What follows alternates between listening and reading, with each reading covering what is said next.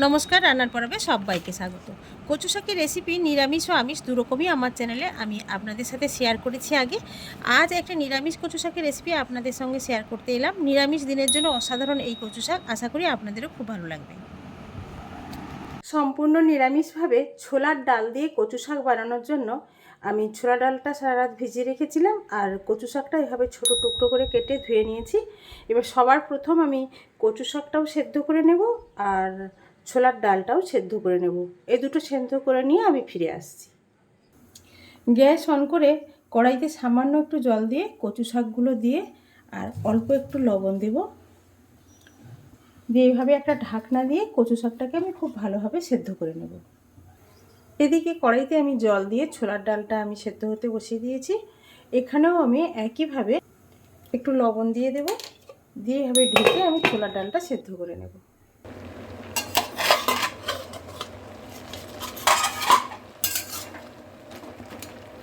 আরও একটু সেদ্ধ হবে কচু শাকটা, তাই ঢেকে আর একটু সময় আমি সেদ্ধ করে নেব।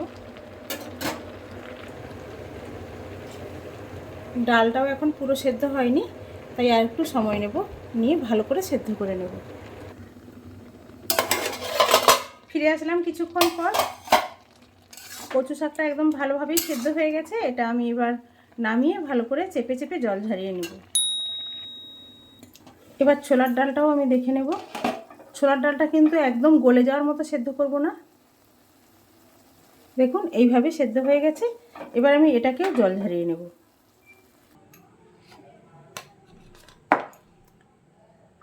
কচু শাক এবং ডাল সেদ্ধ করে জল ঝরিয়ে নেওয়ার পর এবার আমি কড়াই বসিয়ে দিয়েছি। এবার কড়াইতে দিয়ে দেবো একটু প্রায় 3 টেবিল চামচের মতো সর্ষের তেল। তেল গরম হয়ে গেছে, আমি নারকেলের টুকরোগুলো ভেজে তুলে নেব। এই রান্নাতে আমি কোড়া নারকেল দেব না, আমি নারকেলগুলোকে টুকরো টুকরো করে আমি কেটে নিয়েছি, সেটা আমি সর্ষের তেলে খুব ভালো করে লাল করে ভেজে নেব।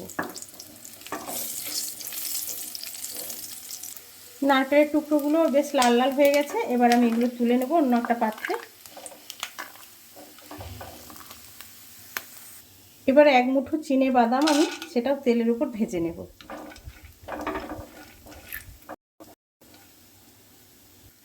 চিনি বাদামটাও আমার ভাজা হয়ে গেছে, এটাও আমি তুলে নেব অন্য একটা পাত্রে।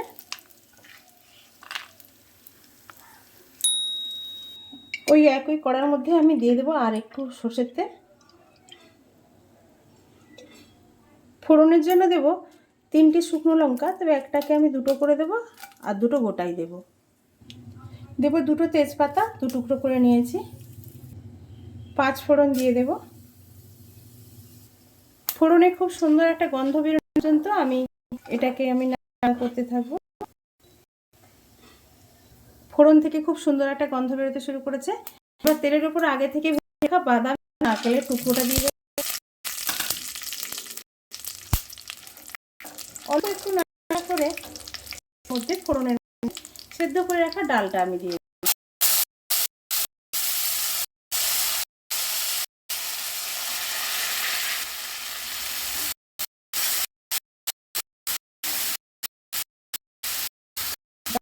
ভালো করে ফোড়নের মিশিয়ে নেব।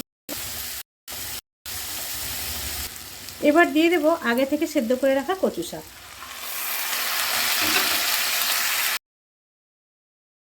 লবণ দেওয়া ছিল, তাই পরিমাণ বুঝে আমি এবার দিয়ে দেবো স্বাদ মতো লবণ, দেব স্বাদ মতো চিনি,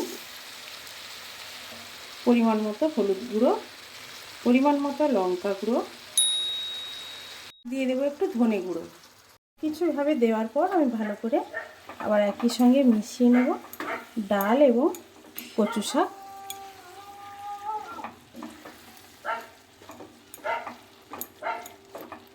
এইভাবে ভালো করে সব কিছু মশলা এবং ডাল কচু শাক একসঙ্গে খুব ভালো করে মিশিয়ে নেব। সব কিছু এভাবে একসঙ্গে মিশিয়ে নেওয়ার পর আর কোনো জল দেব না। এমনিতেই কচু শাক থেকে দেখুন একটু একটু জল বেরোতে শুরু করেছে, তাই ঢেকে দিয়ে আরও 5 মিনিট আমি এইভাবে রান্না করব। গ্যাসের ফ্লেমটা একদম লোতে রাখবো। 5 মিনিট পর আমি ফিরে আসছি। ফিরে আসলাম 5 মিনিট পর। দেখুন ডাল এবং কচু শাক কি সুন্দর জমে গেছে একই সঙ্গে। রান্নাটা কেমন লাগলো অবশ্যই আমাকে কমেন্ট বক্সে কমেন্ট করে জানাবেন। নিরামিষ দিনের জন্য এটা সত্যি অসাধারণ একটা রান্না। এটা রুটির সঙ্গেও খাওয়া যেতে পারে, আবার ভাতের সঙ্গেও খাওয়া যেতে পারে।